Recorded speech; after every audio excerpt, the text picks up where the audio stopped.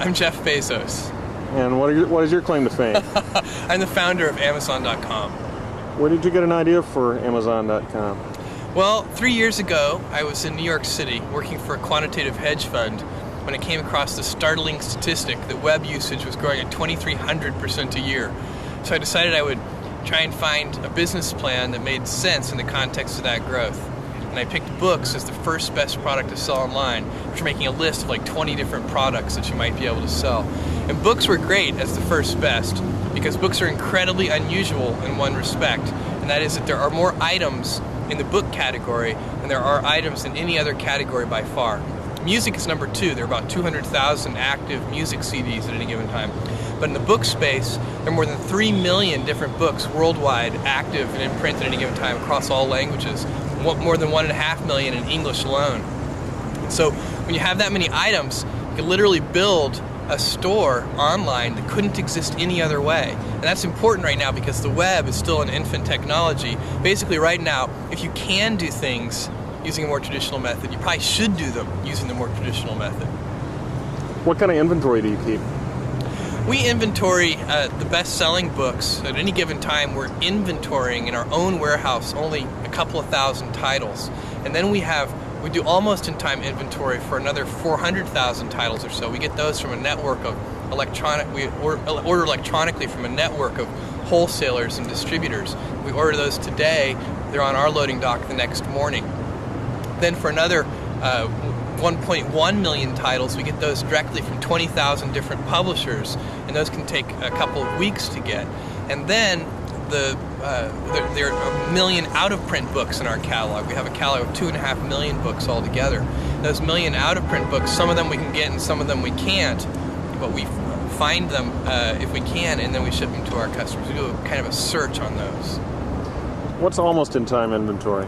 Almost-in-time inventory is the phrase we use to describe a whole selection of books that we offer. It's basically the things that are, below the 2,000th best-selling book up to the 400,000th best-selling book.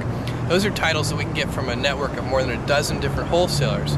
So if a customer orders a book from us today, we order that book from our wholesalers today, and that book shows up on our loading dock the next morning, and then we can ship it to the customer.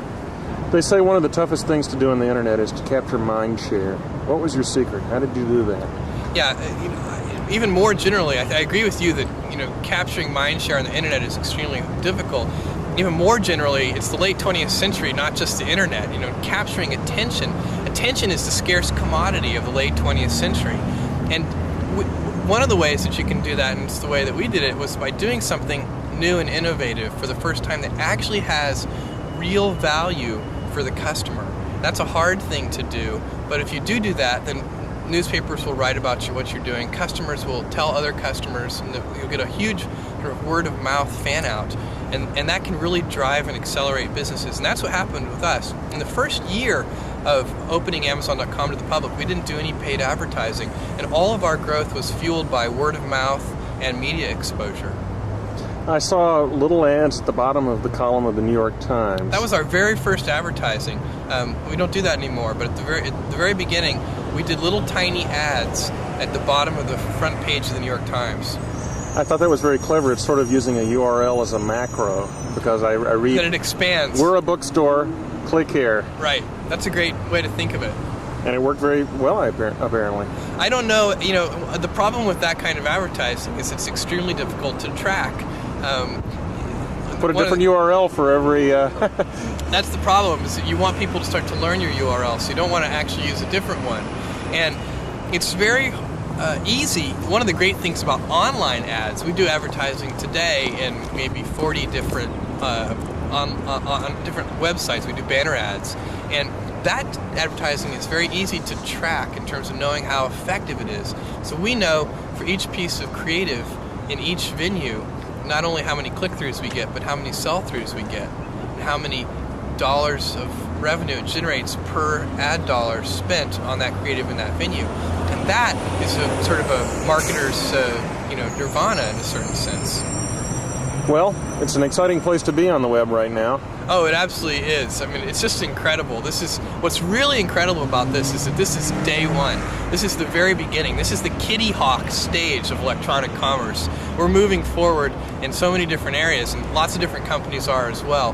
And the late 20th century is just a great time to be alive. You know, we're going to find out that I think a millennia from now, people are going to look back and say, wow, the late 20th century was really a great time to be alive on this planet.